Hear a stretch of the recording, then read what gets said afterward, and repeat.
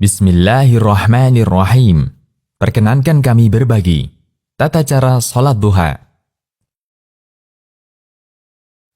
Dinyatakan dalam hadis yang sahih bahwa di antara keutamaan salat duha, salat ini menggantikan tugas sedekah seluruh persendian. Salat tersebut juga menjadi sebab Allah memudahkan urusan kita hingga akhir hari. Berikut di antara keutamaan salat duha yang disebutkan dalam hadis sahih. Pertama, salat duha dapat mencukupi sebagai sedekah bagi tiap ruas tulang Bani Adam. Nabi SAW bersabda, pada pagi hari diharuskan bagi seluruh persendian di antara kalian untuk bersedekah. Setiap bacaan tasbih, yaitu subhanallah, bisa sebagai sedekah. Setiap bacaan tahmid, yaitu alhamdulillah, bisa sebagai sedekah. Setiap bacaan tahlil, yaitu la ilaha illallah, bisa sebagai sedekah. Dan setiap bacaan takbir, yaitu Allahu Akbar, juga bisa sebagai sedekah. Begitu pula amar ma'ruf, yaitu mengajak kepada ketaatan, dan nahi munkar, yaitu melarang dari kemungkaran, adalah sedekah. Ini semua bisa dicukupi atau diganti dengan melaksanakan sholat duha sebanyak 2 rakaat. Hadis riwayat Muslim. Kedua, sholat duha merupakan salah satu wasiat Nabi SAW kepada beberapa sahabatnya. Di antaranya Abu Hurairah radhiyallahu anhu, beliau pernah mengatakan, kekasihku yaitu Nabi Muhammad SAW mewasiatkan kepadaku untuk berpuasa 3 hari dalam tiap bulan, melakukan 2 rakaat salat duha dan melakukan salat witir sebelum tidur. Hadis riwayat Bukhari dan Muslim. Ketiga, salat duha merupakan salatnya orang-orang yang rajin bertaubat. Rasulullah SAW bersabda, salatnya orang-orang yang bertaubat adalah pada saat berdirinya anak unta karena teriknya matahari. Hadis riwayat Muslim. Syekh Muhammad bin Saleh Al-Utsaimin dan Syekh Abdul Aziz bin Baz rahimahumallah dalam penjelasan Riyadhus Shalihin menyebutkan bahwa salat yang dimaksud adalah salat duha. Hadis ini juga menjelaskan bahwa waktu yang paling afdal untuk melakukan salat duha adalah ketika matahari sudah terasa panas. Keempat, mendapat pahala haji dan umrah yang sempurna. Dari Anas bin Malik, Rasulullah SAW bersabda, barang siapa yang melaksanakan salat subuh secara berjamaah, lalu dia duduk sambil berzikir pada Allah hingga matahari terbit, kemudian ia melaksanakan salat 2 rakaat, maka ia seperti memperoleh pahala haji dan umrah. Beliau pun bersabda, pahala yang sempurna, sempurna, dan sempurna. Hadis riwayat Tirmidzi dan dihasankan Syekh Al-Albani. Kelima, termasuk salat awwabin, yaitu orang yang rajin bertaubat. Dari Abu Hurairah radhiyallahu anhu, Rasulullah SAW bersabda, tidaklah menjaga salat sunnah duha melainkan awwab, yaitu orang yang kembali taat. Inilah salat awwabin. Hadis riwayat Ibnu Khuzaimah dihasankan oleh Syekh Al-Albani. Imam Nawawi rahimahullah berkata, awwab artinya adalah orang yang taat. Ada pula ulama yang mengatakan bahwa maknanya adalah orang yang kembali bertaubat. Hukum salat duha. Menurut pendapat yang paling kuat, hukum salat duha adalah sunnah dan boleh dirutinkan. Abu Hurairah radhiyallahu anhu mengatakan, kekasihku yaitu Nabi SAW mewasiatkan 3 nasihat kepadaku, berpuasa 3 hari setiap bulannya, melaksanakan salat duha 2 rakaat, dan berwitir sebelum tidur. Hadis riwayat Bukhari dan Muslim. Waktu salat duha. Sebelumnya kita awali dengan hadis tentang waktu larangan salat. Terdapat hadis yang menyebutkan waktu larangan untuk salat.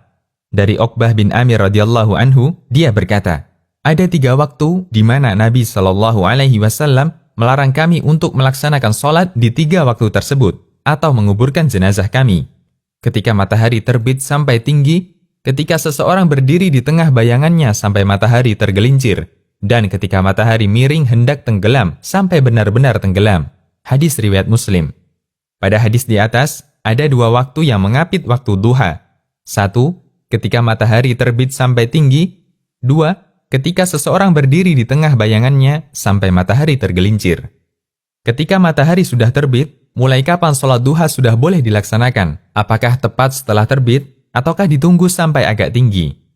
Ulama berbeda pendapat mengenai waktu mulainya sholat duha. Sebagian ulama Syafi'iyah berpendapat bahwa waktu mulainya sholat duha adalah tepat setelah terbitnya matahari. Namun dianjurkan untuk menundanya sampai matahari setinggi tombak. Pendapat ini diriwayatkan An-Nawawi dalam kitab Ar-Rawdah. Sebagian ulama Syafi'iyah lainnya berpendapat bahwa sholat duha dimulai ketika matahari sudah setinggi kurang lebih 1 tombak. Pendapat ini ditegaskan oleh Ar-Rafi'i dan Ibnu Rif'ah.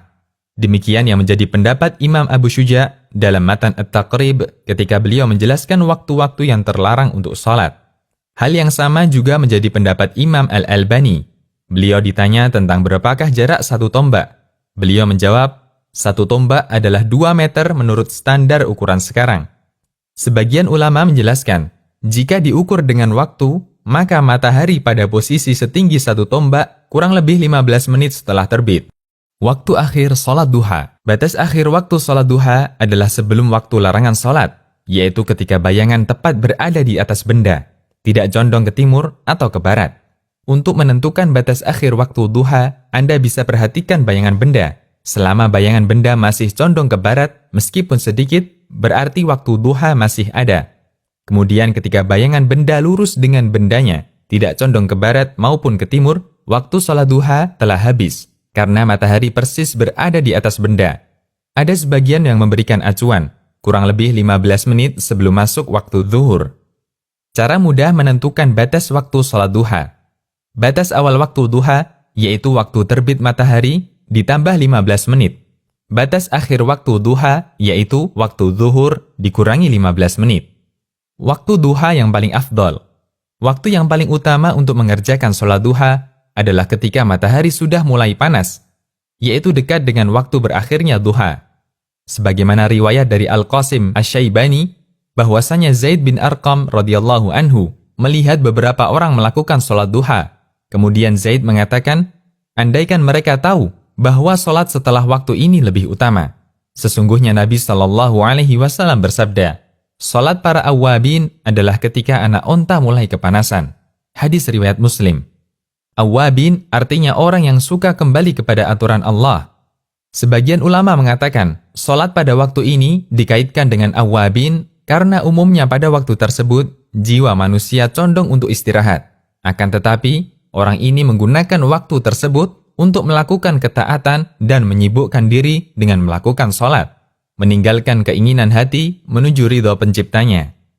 Imam An-Nawawi mengatakan, ulama mazhab kami, yaitu Syafi'iyah, mengatakan, waktu ketika matahari mulai panas adalah waktu yang paling utama untuk melaksanakan sholat duha. Meskipun dibolehkan sholat sejak terbit matahari sampai menjelang tergelincirnya matahari. Jumlah rakaat sholat duha. Jumlah rakaat sholat duha minimalnya adalah 2 rakaat, sedangkan maksimalnya adalah tanpa batas. Mu'adzah pernah menanyakan pada Aisyah radhiyallahu anha, berapa jumlah rakaat sholat duha yang dilakukan oleh Rasulullah sallallahu alaihi wasallam? Aisyah menjawab, 4 rakaat dan beliau tambahkan sesuka beliau. Hadis riwayat Muslim. Maksud keterangan Aisyah bahwa Nabi sallallahu alaihi wasallam umumnya sholat duha 4 rakaat. Beliau kerjakan 2 rakaat salam, 2 rakaat salam. Dan terkadang beliau tambahkan beberapa rakaat sesuai yang beliau kehendaki. Allahu a'lam. Bacaan doa setelah sholat duha. Terdapat doa yang terkenal di sebagian kalangan untuk dibaca setelah sholat duha.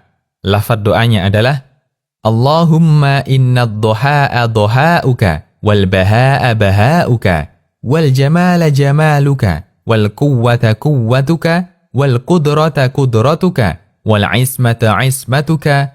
Allahumma in kana rizqi fis sama'i fa anzilhu wa in kana fil ardi fa akhrijhu wa in kana mu'assaran fayassirhu wa in kana haraman fatahhirhu wa in kana ba'idan faqarribhu bihaqqi dhahaika wa bihaika wa jamalika wa quwwatika wa qudratika atini ma ataita ibadaka salihin. Apakah doa ini sesuai tuntunan Rasulullah sallallahu alaihi wasallam? Doa ini disebutkan oleh Asy-Syarwani dalam Syarhul Minhaj dan Abu Bakar Ad-Dimyati dalam I'anatut Talibin. Namun kedua penulis ini tidak menunjukkan dalil bacaan ini. Dikomentari oleh tim Fatwa Syabakah Islamiyah di bawah bimbingan Dr. Abdullah Al-Faqih, kami tidak mendapatkan dalil kuat yang menunjukkan adanya doa ini pada referensi-referensi yang kami miliki. Bolehkah diamalkan? Perlu dipahami dan dijadikan prinsip bagi setiap orang yang beriman bahwa ibadah dalam agama Islam bersifat tauqifiyah, artinya menunggu dalil. Karena hukum asal ibadah adalah haram, kecuali jika ada dalilnya. Apapun bentuk ibadah tersebut dan siapapun yang mengajarkannya, satu harga mati, semua harus berdalil. Jika tidak, maka itu bukan ibadah meskipun kelihatannya adalah ibadah. Tidak ada doa khusus setelah sholat duha. Hanya saja disebutkan dalam riwayat bahwa Nabi SAW pernah sholat duha, setelah salam beliau mengucapkan, Allahumma ghfirli wa tub alayya innaka antat tawwabur rahim. Yang artinya, Ya Allah, ampunilah aku dan terimalah taubatku. Sesungguhnya engkau maha penerima taubat lagi maha penyayang. Sampai beliau membacanya 100 kali. Hadis riwayat Bukhari dan sanadnya disahihkan Al-Albani. Bolehkah sholat duha dilakukan secara berjamaah? Sebagian ulama menyimpulkan, sholat duha boleh dilakukan secara berjamaah dengan beberapa persyaratan berikut. 1. Dilakukan kadang-kadang, atau tidak dijadikan kebiasaan. 2. Tidak terikat hari, waktu, atau momen tertentu. Misalnya, dilaksanakan setiap 8 sekali, misal Jumat Pon atau yang lainnya. Ketentuan hari semacam ini tidak dibolehkan. 3. Tidak ada kesepakatan sebelumnya, atau tidak ada pengumuman kepada masyarakat. 4. Tidak menjadi amalan yang menjamur dan banyak dilakukan masyarakat. 5. Jumlah orang yang ikut berjamaah sedikit, sehingga tidak boleh melaksanakan sholat duha berjamaah satu kampung, sebagaimana sholat fardu. 6. Tidak dilaksanakan bersama-sama di masjid. Adakah surat khusus yang dibaca setelah Al-Fatihah? Kesimpulannya, tidak ada bacaan surat khusus untuk sholat duha, sehingga boleh membaca surat apapun dalam Al-Quran pada sholat duha. Demikian, Allahu a'lam.